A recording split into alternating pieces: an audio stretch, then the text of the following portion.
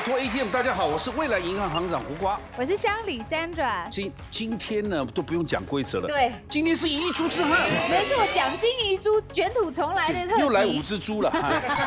今天如果没挑战成功，等于又再次羞辱一次啊。对，我们接下来的每周五呢，连续4周都会是遗珠的强对决，希望今天大家可以成功血耻，终于可以拿走奖金。这个完全是响应观众朋友的要求了。对，这么聪明，可以再来一次了。杨忠斌你好，欢迎你好。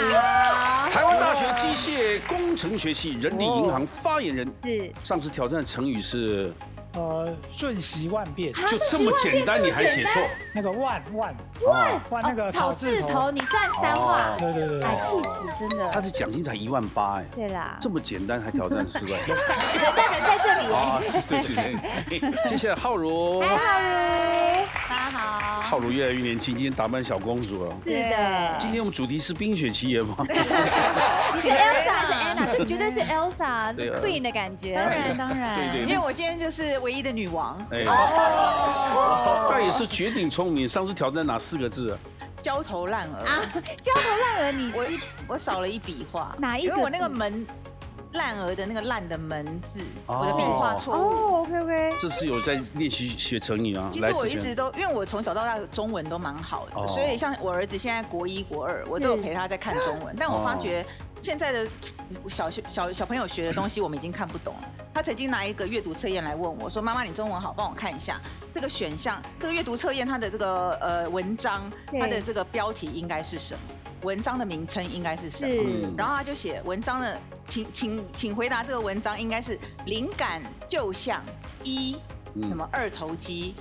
2冰块肌，3括约肌，4臀大肌，什么东西啊？就那个文章那个作文的标题应该下什么？是以我写诗的，我会喜欢括约肌。括约肌，那我感觉有些功能。天啊，这个不可能是一个文章的一个开头吧？对，你们应该读错本，应该读像以前有话本的成语故事啊，怎么真子杀字啊，对，他讲故事给你听啊，对不对？他们现在是学新诗啊，对，所以后来答案就是灵感就像括约肌，真的是，所以可以怎样？对，大大小小大大吗？就是你很想要有灵感的时候，它出不来。对，没错，就这样。你一放松就出来了，对，没错，文思泉涌啊，真的好棒哦！这我觉得很有创意耶。我觉得这会是一个文章的标题，或者是书名，或者是什么的。对，我们出题不会这样出啊，对不对？对，哇，你的灵感就像括约肌，括约肌，对呀，出得来的时候文思泉涌，对啊，噼里啪啦不停。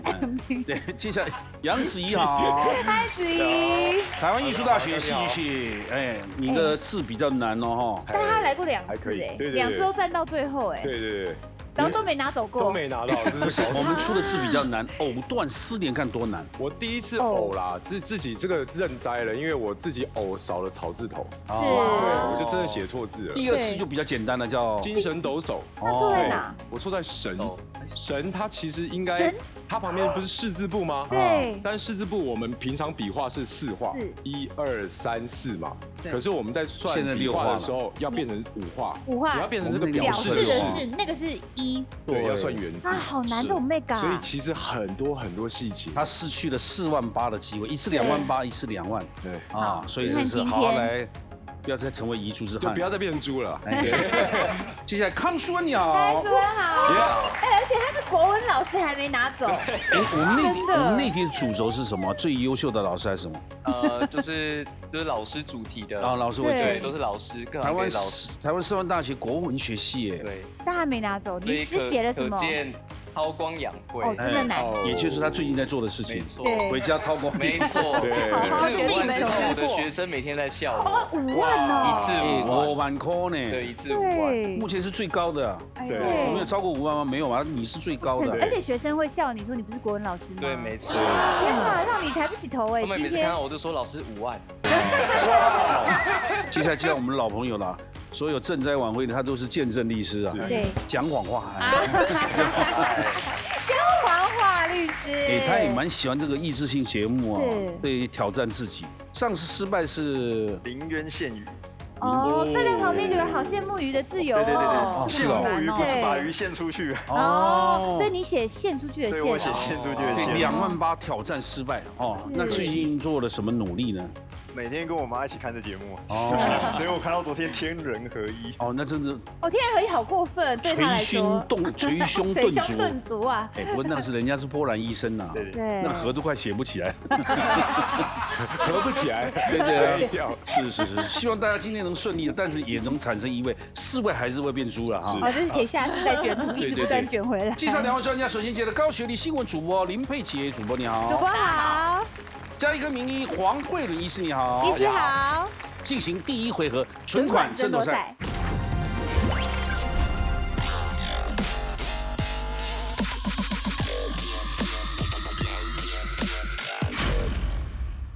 大家已经是旧语了，不是新知。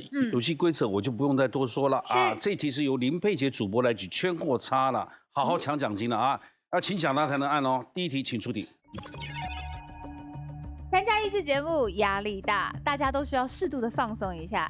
请问，根据网络大数据的调查，台湾民众感到身心放松的10大瞬间包括哪些呢？请抢答。哎，子怡。哦，听 Sandra 的音乐，不是我的吧？听音乐对吧？听 Sandra 音乐就不会对，听音乐是会对的。对，听音乐，也像 Sandra 的歌啊，对，听音乐。来，对我说，听音乐有的。来，请加3000。康孙，泡澡，泡澡，马上放松。哎，对我说，有加3000。姜黄，杨律师，放空发呆，发呆也可以哦，走神发呆，会放松心情，冥想的啦。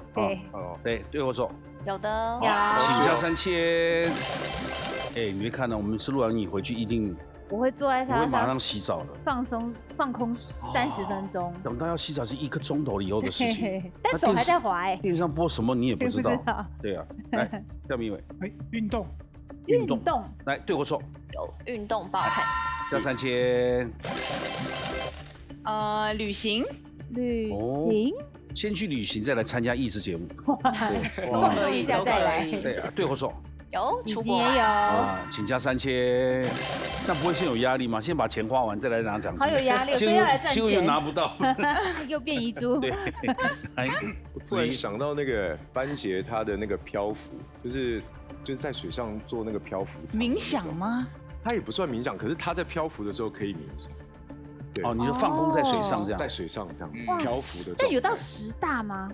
哎，他很夯哎，而且不管你是在水上或是漂，除非你是在盐分高的地方才能漂。对，基本上它就是一个气舱，然后里面就是有一个小游泳池，然后它里面会放海盐。啊，对不对？对，其实像在死海的时候，你也是在。所以你答案并不是说放的救生圈，不是，就是真的在水上。这是什么有钱人的玩意儿啊？哎，这个很夯哎，真的哦。对啊，来对我说，有。主播报新闻一定知道有嘛？现在很多玩意儿都是新鲜的。很贵吗？感觉可以去一下哎。我不知道，因为它是友情价，所以我不知道价钱多少。加3000，谢谢。康孙，我想到一个我最喜欢做的事情，因为我故乡在花莲，对，其实我很常做的事情就是听海。听海哭的声音，怎么浪漫啊？听海对我说，有听海的声音。什么？加3000，姜黄话。我就躺在地上看星星啊！我也常做这件事。你看我看星星，对我说，有非常浪漫。是哦，加3000。天哪，发言人，按摩。哦，按摩对的，对，去泰国一定要按的嘛。或者台湾也可以按啊，左邻右舍，泰国比较便宜啊。哦，对，而且各式各样。按摩对我说。没有啊！可能有些人不喜欢按，觉得太重了。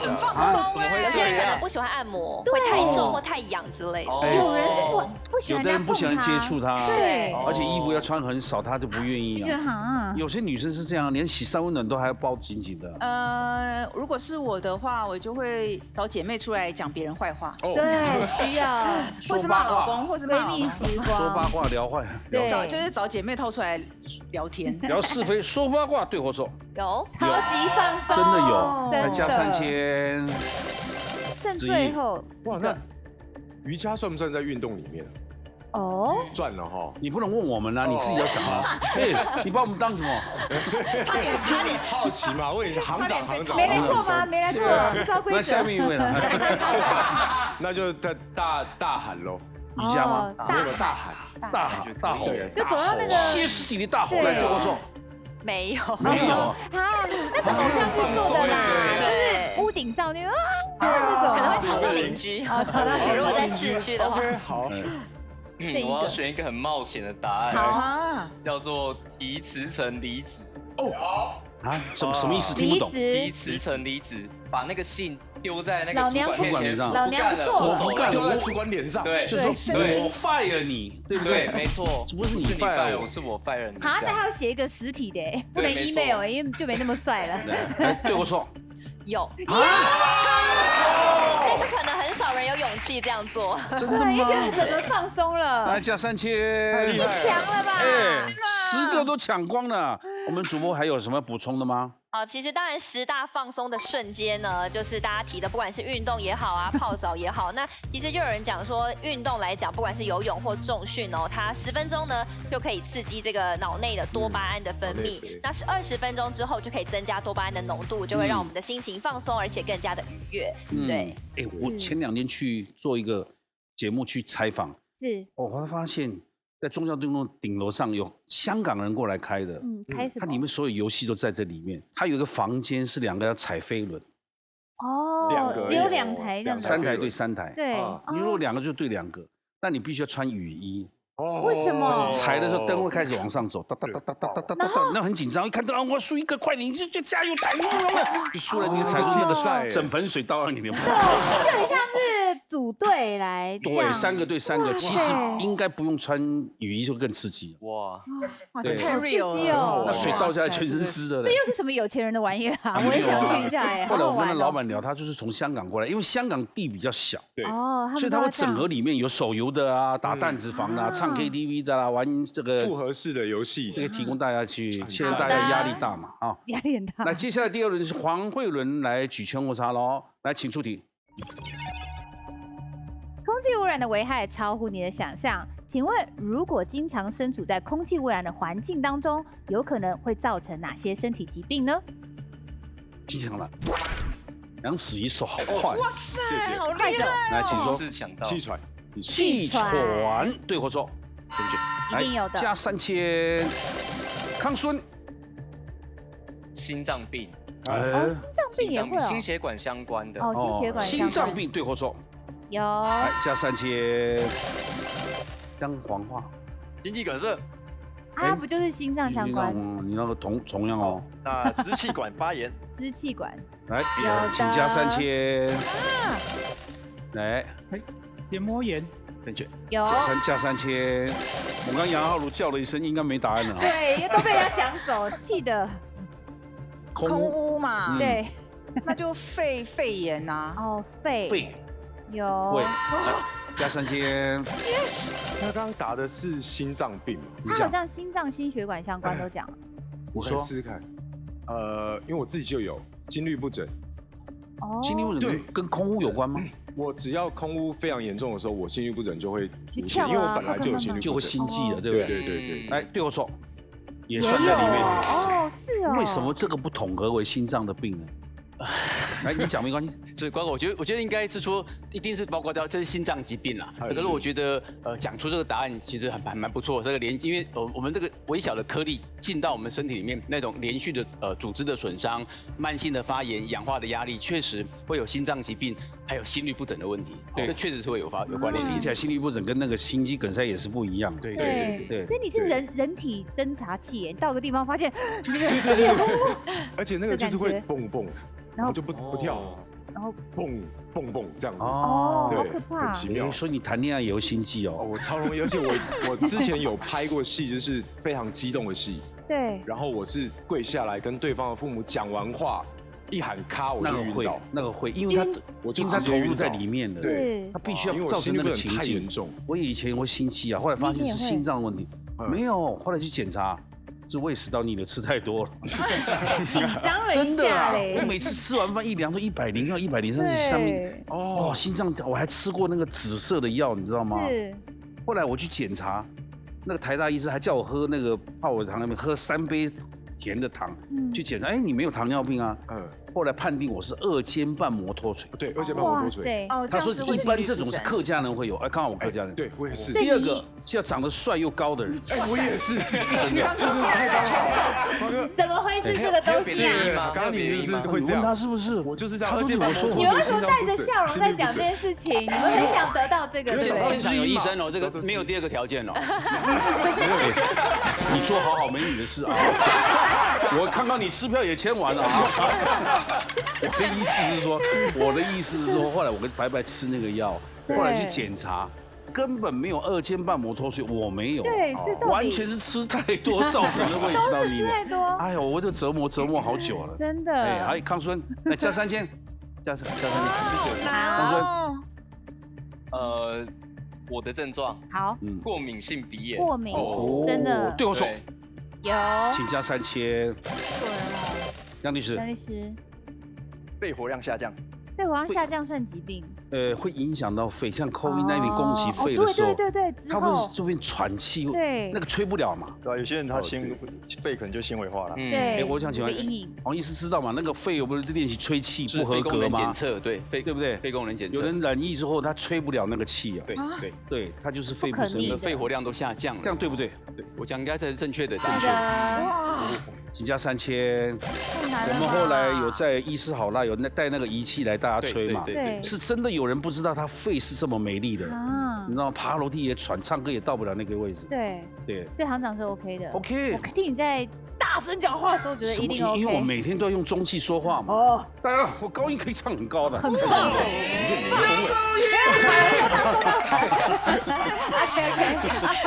你吓到了？你今天吓到耳朵到尾。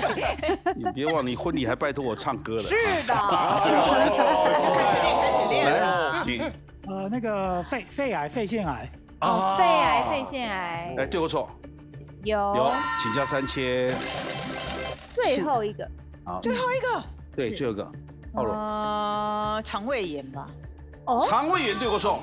肠胃也是。因为每次我儿子学校都会，你知道他们公立的中小学，他们都会有那个空污的旗子。对。我儿子只要肠胃不舒服，我就知道一定是紫爆。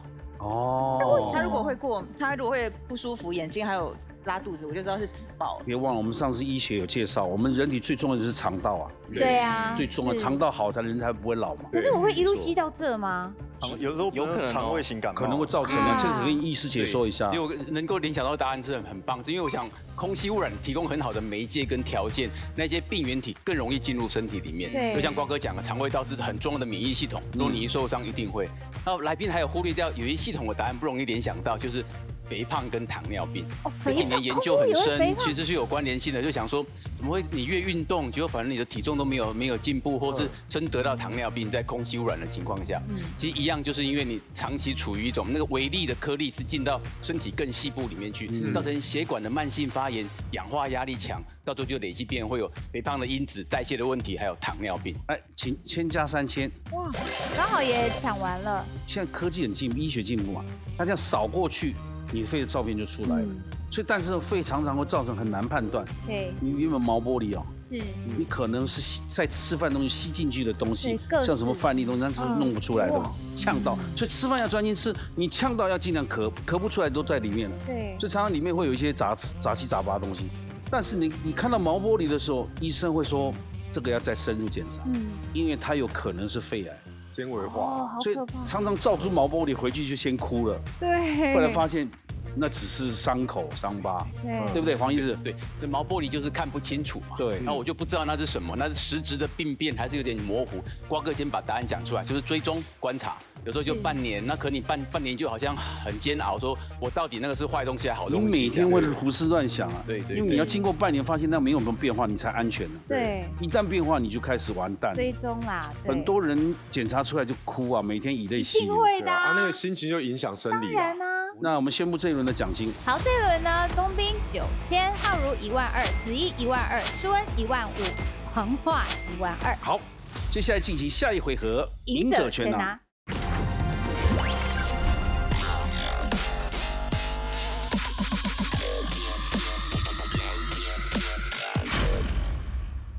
赢者全拿总共要进行3轮，各位也都知道了。看最后总奖金获胜者就成为今天的挑战者了。是，进行第一轮第一题，请出题。开会时座位怎么排也有美感，请问安排谁坐在自己的对面，更容易让你在会议中的提案得到成功 ？A. 支持者 B. 反对者。请作答。哇，对面。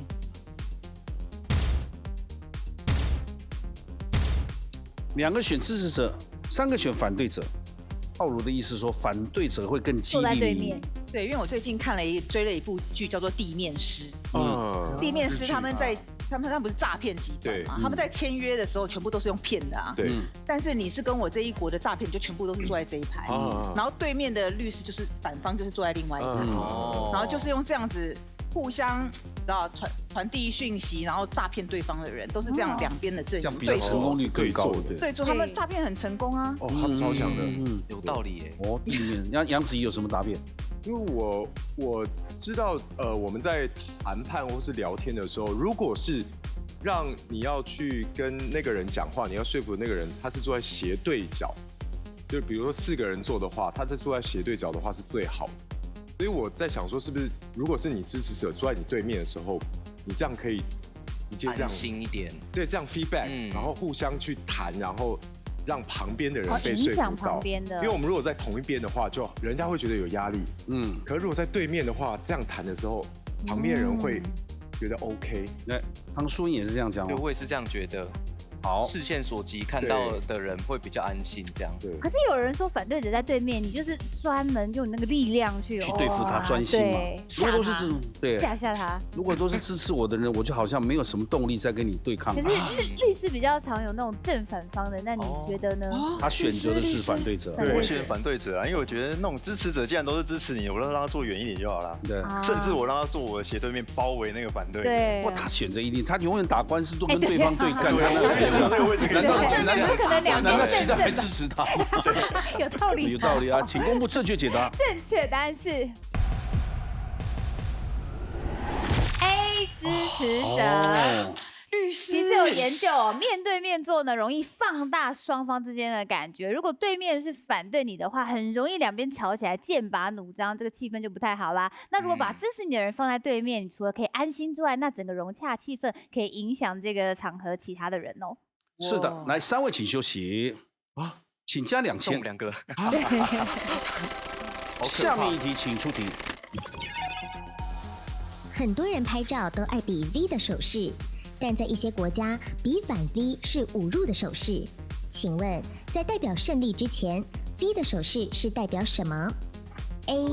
弓箭手 B. 我在看你。请作答。哇！没有头绪的题目。对啊，你作答。弓箭手，那是弹弓吧？对，弹弓手。我在想的是弹弓。康淑英也是啊。对。啊，你也选 A？ 对，我也选 A。因为我在看你是不是这样？那个 give up。 I'm watching you， 因为这个感觉上就像大人啊 ，I'm watching you， 这样的感觉。老摩迪哦，永远看那个他的 I'm watching you。请公布正确解答。正确答案是。会不会我们2个都错 ？A 弓箭手。其实大家要注意哦，比反 V 呢，在英国有侮辱的含义。原因是为什么？因为一开始正 V 的时候手势是因为英法在打仗嘛，他们百年战争中呢，这个弓箭手，那法国人就觉得我鄙视你英国的弓箭手，然后他们就一直觉得说，我要是抓住你们英国人啊，我会剁去你们弓箭手的中指跟食指，让你一辈子没有人再张弓。就没想到最后是英国赢了，想说你笑屁股，我还赢你嘞。所以之后呢，英国人就看到了法军之后，就会故意这样伸直中指跟食指。代表说怎么样？我们手指完整的怎样？所以这有那种胜利的感觉。那所以反 V 的意思好像是朝向自己说怎么样？我手还在，如何？所以反 V 才变成有嘲笑、侮辱的感觉。是这个意思。你没拿走我的手。对，来，请加2000。下面一题，请出题。粉红色现在是很多人喜欢的颜色。请问，在粉红色一刚开始出现的时候，这种颜色带有以下哪种象征意味 ？A. 反叛自由 B. 男子气概。请作答。哇，粉红色好 man 哦，那种感觉，哇，这很 free。好，一个是反叛自由，对，一个是男子气概。不过我知道，像大联盟到了母亲节那天，全部穿粉红色，手套都会改成棒子啊、对茄粉红子，色，代表对母亲的尊重。妈咪，对，对不对？我的联想就是这个，所以我才选男子气概。对，因为那反叛自由呢，康孙？我觉得是不是跟什么自由、平等、博爱那些颜色有点相关？不知道会不会？而且粉红色其实是一个蛮舒心的颜色，看了会觉得心情会舒畅，所以可能跟自由有关系。我是这样联想。可是，一般讲的粉红色都不会想男子，会不会因为这样男子气概就反而凸显出来？对，因为有可能粉红色几乎都讲女生喜欢的，而且有做过一个研究嘛，就是你戴手套，你戴各种颜色，黑色、白色、蓝色。它的握力基本上都会不变，可是你戴粉红色的时候，你会变软，就是你的握力会整个会对瞬间会下降。只有这个对，那叫粉红，这叫粉红魔力还是什么？正确答案是 B 男子气概。从历史上来看呢，我们把粉红色它其实就是彩度比较低的红色嘛，它属于男生颜色。对，因为18世纪中期呢，他没有真的觉得粉红色，他只是觉得没有那么饱和的红色。那红色呢，就它有什么含义？红色就是血液的颜色。那西方文化觉得牺牲、勇气、危险跟好战，所以其实它一开始是拿来象征军事跟烈士的。这么极端？对啊，然后粉红色，所以以前是被认为是带有男子气概，因为它只是比较淡的红色。那是一直到了19世纪中呢，粉红色才开始社会上赋予的说，优雅、娇嫩、甜美，常跟女性做联想。所以以前真的很大男人主义，所有事情都不会想到女生。对啊，慢慢才变成跟女生相关。可是没有，现在也不见得粉红色只能给女生哦，所以时代又在转变。男生也有粉红色的，对啊，蛮好看的啊。是，来，请加1000。这一轮呢，5000块请进杨子怡的账上，其他请回来。大家还是很有机会哈。对，因为只有5000块嘛哈。是的。接下来进行第2轮了，第2轮请出题。坐着尿尿其实干净又健康，请问男性坐着小便有什么好处 ？A. 增加精子数量 ；B. 保养膀胱。请作答。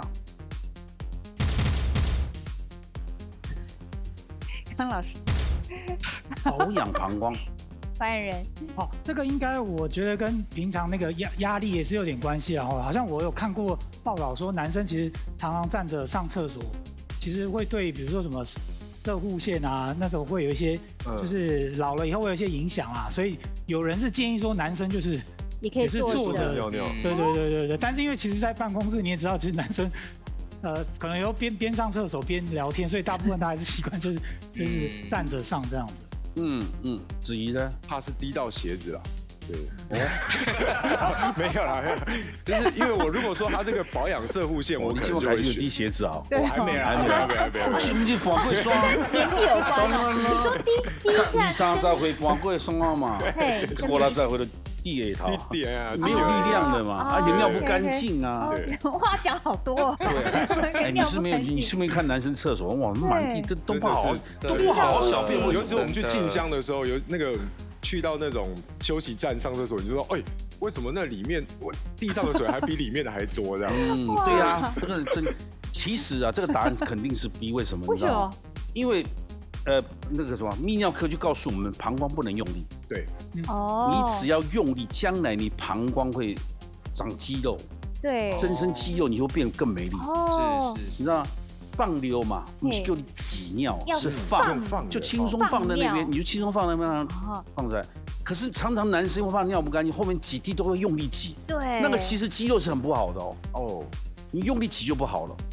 就将来一定看你什么射护腺啊，膀胱面长肌肉啦，所以坐着很轻松，你不要用力，你膀胱就不会长肌肉，膀胱长肌肉是不好的。是，来，请公布正确解答。正确答案是 B 保养膀胱，大家为了这个尿尿拍手。好，坐着的时候呢，你的括约肌可以适度的放松，因为你膀胱就不需要过度的用力嘛，你站着就这边用力啊，对不对？其实呢，你膀胱的病变就比较不会产生，因为你放松，那它也不会提早老化。所以呢，建议大家以后在家里比较 OK 的场所呢，你就坐着尿吧。可是外面都是站着的，真的啦。可是站着你就会用力了，很奇怪就会用力。你可以去里面假装你要大便，但事实上你在尿尿也可以。最好是想到有的男生很急啊，对啊，就很急啊，冲过去就来了。对，你冲个只有花多少时间？而且还要拼命挤，千万不要用力挤哦，不要用力挤啦，会提早老化哦。好，来加5000。下面一题，请出题。在咖啡厅更可以专心工作，请问咖啡厅的什么元素可以使人更专心 ？A. 气味 B. 声音。请作答。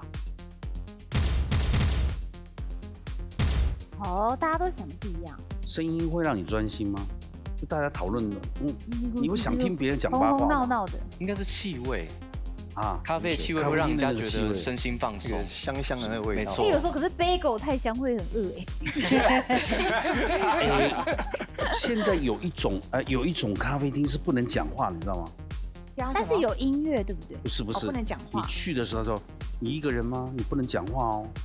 它是属于工作室的咖啡厅那种的，对。我那有去过，规定就有点像 co-working space 那种。所以这个肯定声音是不能存在的嘛。可是我看过一个新闻，就是有讲到说，咖啡厅它很棒的事情是它有一种白噪音，就是不管是你弄咖啡啊，然后结账的声音，然后大家一点点在聊天的那个状态，但是也会一直想听隔壁八卦。那是因为它太大声了。对，那是太大声。我跟你讲，那隔壁我婆婆吼，那红利亚丢呢，那红利亚丢这种白噪音。那请公布正确解答。正确答案是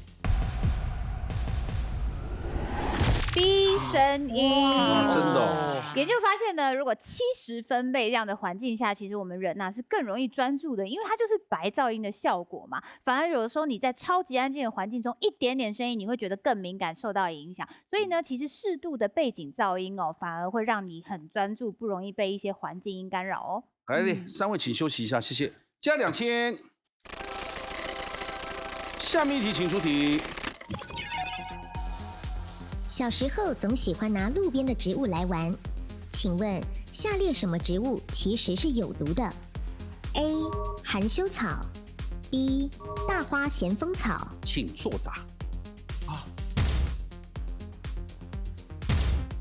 双 A 含羞草来，因为我想说应该小时候是另外一个草什么咸丰草，其实我也不太知道什么。你没拿来玩过？对，含羞草比较常玩，那可能觉得小时候比较常玩的应该是含羞草，只是可能大人也不知道它到底是有毒还是没毒，所以大家就是对，而且有时候会去玩那种，反正叶子看起来也不一定真是含羞，就碰碰看它会不会合起来，这样有时候不会合起来的，可能就也不是含羞草。有的含羞草不要脸嘛，怎么弄它都不合，不害羞啦，不害羞，你们弄太久麻它比较大方啊。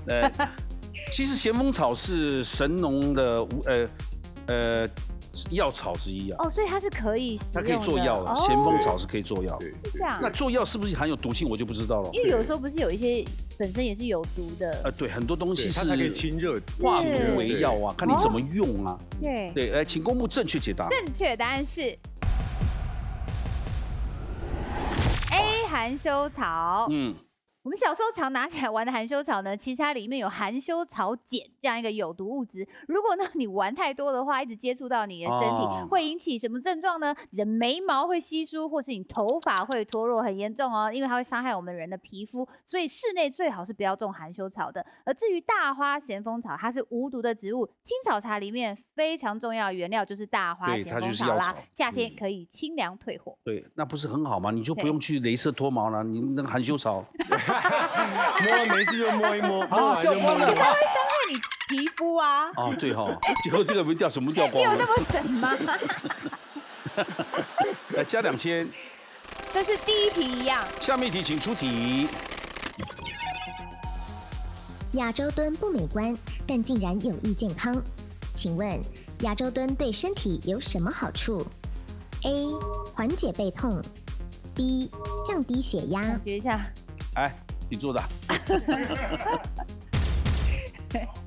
不一样的答案喽。你知道吗？欧洲人蹲不下去啊，蹲不下去，所以才叫亚洲蹲呢。要访问很多外国人，那个你跟我节目常常有外国人上节目，我们常常做一些游戏，他说我没办法蹲，你真的没办法蹲，是我们平板族才没办法蹲嘛？不是，像我们平板族的罗时丰，我们这种上厕所一定要扶的。因为会掉，但是经过这几年练，我们可以了，因为我们有练深蹲嘛，练出来。哎，以前说我们这样不用当，结果我当3年，罗时丰不用当哎。你看他关系多好。不是，就是对有病嘛，对，我就是要讲平板族。来，这个杨宗英，我是感觉好像整个人蹲下去，应该就是心脏整个位置跟身体其他部分差不多，应该有可能血液会流的比较没有那么的剧烈就对了，是这样。分输赢哦，你讲。是，因为我自己真的，我刚刚才跟浩如姐在讲说，因为刚刚在休息停机的时候，我就一直这样蹲，因为我坐久了我背会痛，对，所以我就会这样拉这个后腰很舒服，对，然后我就会这样挺，整个背是直的，有拉到筋，哎呀，听到咔一声，对，就会很舒服。还好吗你？OK。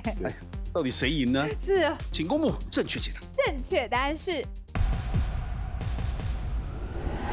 A， 缓解背痛。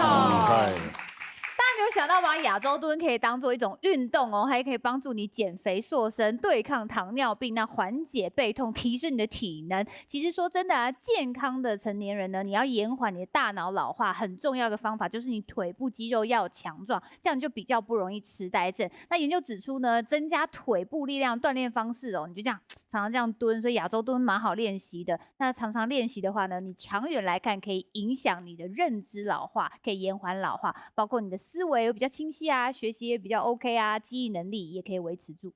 来加1000，1万块，请进入杨子怡的账上。哇塞，子怡，谢谢。赢2轮了。看样子你要想好写哪4个字了哈。但还有机会，对，先做准备，2万7，大家还有机会，加油啦！第3轮最后一轮，请出题。研究发现，女性常穿高跟鞋，不但会引起脚部疼痛，还会造成什么影响 ？A. 性欲降低 B. 智力退化。请作答。这题太严重了吧？哇，好辛苦哦！天哪，高跟鞋的代价真高啊！天哪！我们又不是女生，我们怎么知道它会降低性欲？但是浩如说没有，他完全没有降低。他还是很聪明啊。说性欲。他没有降低性欲，他不显这个。智力退化。智力退化有可能那是。因为我觉得穿高跟鞋，你反而这边要收紧，核心要收紧，反而性欲会增加吧？哦，所以你是用排除法。所以既然性欲没有减退，那就是智力嘛。就会变笨。穿高跟鞋，会变笨。穿久变花瓶啊。也是有几率哦。有。而且穿的脚都很痛，拇指都外翻，还在穿，那不是智力退化是什么？还穿了你？请公布正确解答。正确答案是 A， 性欲降低。其实调查发现，你如果长期穿着这个高跟鞋的女性啊，你的腿部跟你这边整个下腹有没有都这样揪住？紧张的状态会直接影响到你骨盆腔里面血液循环，那里面性器官的正常生理功能受到压迫，它会不良影响，所以你的性欲当然就会降低。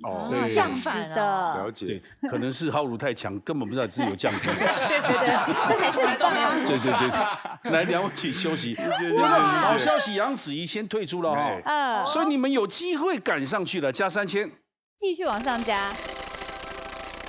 第3轮哦，来，请出题。跟奖金擦身而过，好后悔。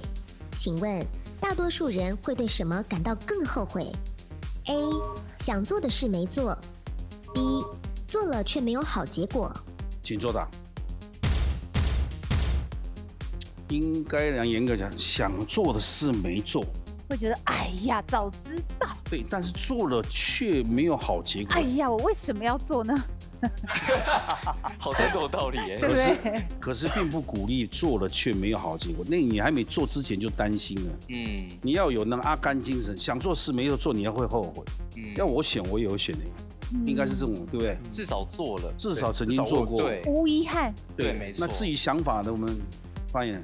比如说我们常常做什么记者会活动啊，但做了结果发现好像不如预期的情况，就会觉得是不是当初不要做还更好，白做了，会有这种职场的那种状态这样。正确答案是。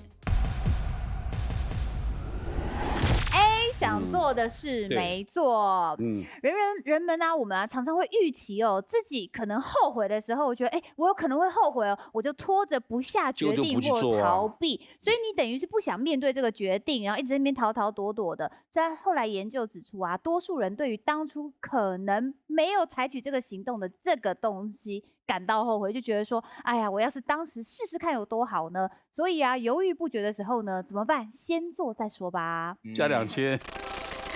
下面一题，请出题。隧道效应是你进到一条隧道里面，看到前面却看不到左右的东西，所以会导致你做出什么决定而变穷 ？A. 盲目跟随 B. 短视近利。请作答。变穷啊！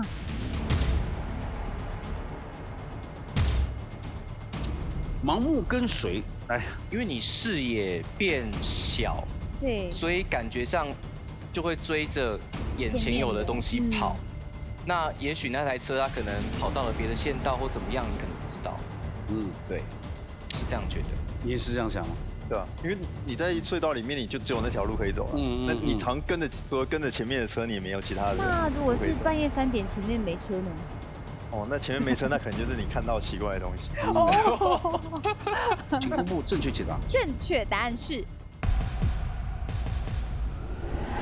B. 短视近利。其实隧道效应呢，是指我们一旦有压力或是缺钱的时候呢，我们只能看到眼前很立即的东西。今天我要付这个那个，我就赶快把它付出去了，我根本没有办法做长远的规划。就像你进到个隧道里面呢，你根本只能看到前面，看不见左右的东西。这就是为什么如果你只 care 隧道效应的人，你会很难翻身，因为长期的财务是完全没得规划的。来，通通回来。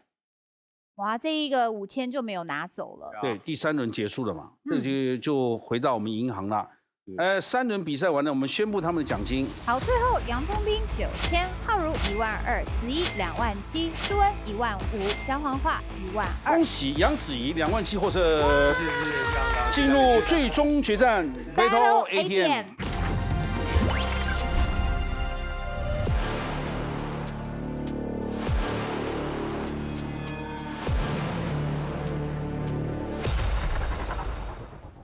子怡，恭喜你了啊！败不复活，等于是又3度挑战。那没关系啊，越挫越勇啊！来，你讲没关系，我就觉得好像失败。不会啦，你我今天还带了我们用的文昌笔，我希望我可以写对。真的是学文昌笔啊？对，因为这是龙国木。哦，对，一般好像是 Hinoki 嘛，在大的庙里面。对，是 Hinoki。庙方也送过我一只这么大的那个很赞那个解开还有油味哎。对，这就文章笔，聪明笔是不是？聪明笔。对啊，你考试啊，然后但是就快木是台湾就非常，而且上面很光滑，对不对？哇，这个不错。而且里面像琥珀一样。对，带了一个来保佑，真的。来，请插卡。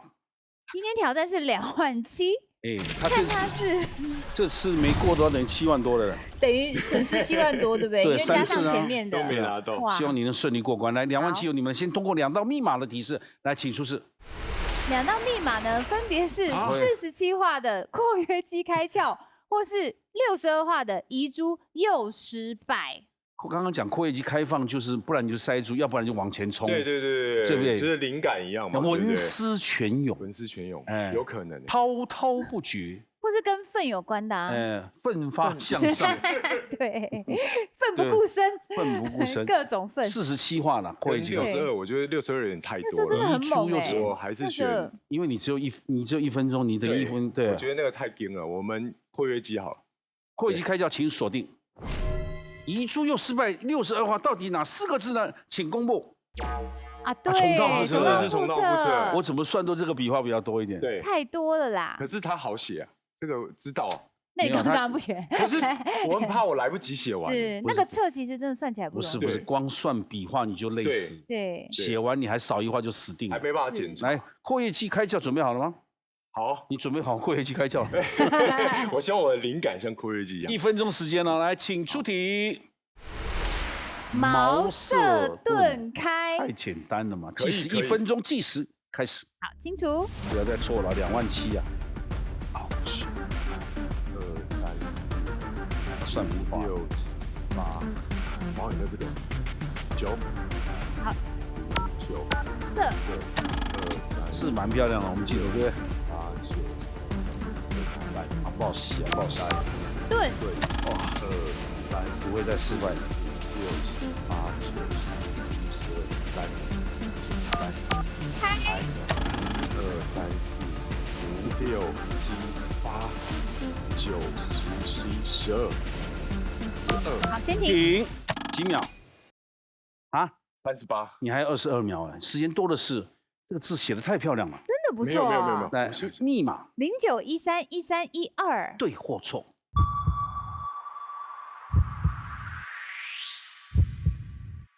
恭喜！哇！太棒了，真的。谢谢。开就开了。哇，谢谢文昌君，谢谢。27000啊，挑战成功了。好，来。 太棒了，太棒了！哇，恭喜你！再也不是遗珠了，这是真钞哎，真钞！天，我第一次摸到哎，挑战第3次才成功哎。对，不过你字写的真是，来，我们看看正确解答。完全正确，完全正确，很不错耶，全正确了，恭喜你啊！谢谢，真是茅塞顿开啊！恭喜，谢谢，来，谢谢。 哎呀，恭喜！终于茅塞顿开了，我们开了。我们希望遗珠之战大家都能重拾拿奖金。各位别以为以后不来，他都3次了。对啊，各位不用害怕，还会欢迎你们常回来。对，而且子怡，我们参加这个节目之后，发现更去 care 怎么写字，这是很重要，因为我现在手机都会调成手写。对，因为小时候有机会要过来拿奖金，然后所以我就这样练习。但你的字真的是漂亮，有练真是有点程度。谢谢各位来，谢谢大家。晚上8点锁定拜托 ATM。 把智慧变现，谢谢大家，谢谢你们。